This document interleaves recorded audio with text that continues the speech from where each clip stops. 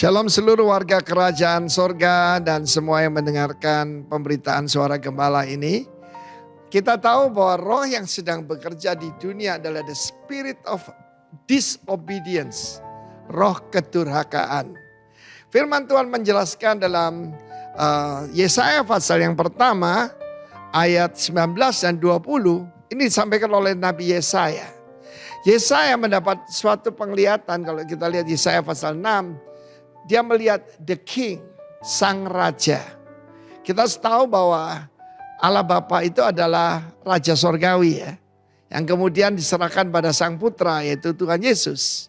Ayat 19, jika kamu menurut dan mau mendengar, maka kamu akan memakan hasil baik dari negeri itu. Tetapi jika kamu melawan dan memberontak, maka kamu akan dimakan oleh pedang. Devour, akan ditelan oleh pedang. Sungguh YHWH yang mengucapkannya. Saudara, hidup ini adalah pilihan. Bukan cuma tema kita kan obedient to the king. Ya, willing and obedient.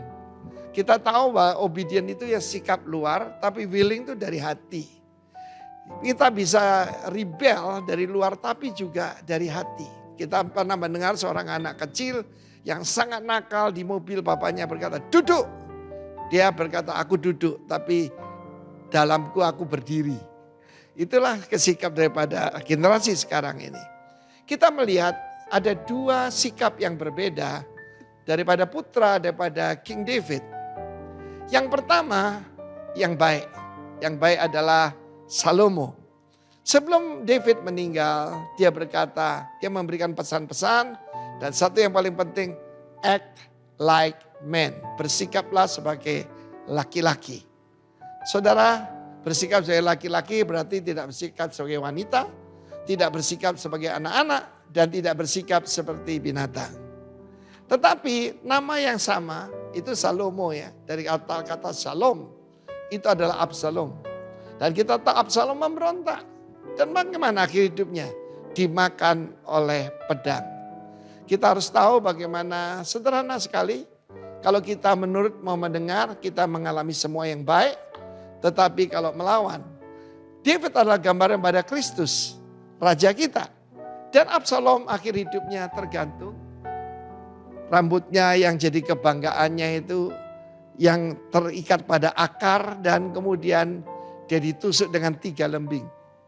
Tetapi sang putra yang tidak ada salahnya, yang sangat taat pada sang bapa, yaitu Kristus. Yaitu saudaraku dipaku, tangan, kaki, dan juga ditusuk dengan lembing. Kenapa? Kristus yang menurut itu menggantikan tempat Barabas, yaitu saudara dan saya.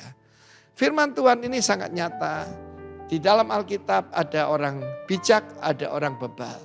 Ya, ada yang taat, ada yang memberontak. Dan pemberontak akan dimakan oleh pedang karena melawan dan memberontak. Be willing and obedient, you shall eat the good of the land.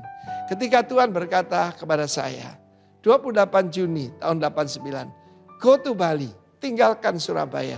Saya berkata, yes Lord. Sebab kita tidak bisa berkata no Lord. Kita adalah hamba yang telah dibeli dengan darah dan diangkat jadi anak. Karena kita bisa berkata bahwa presiden, no Mr. President.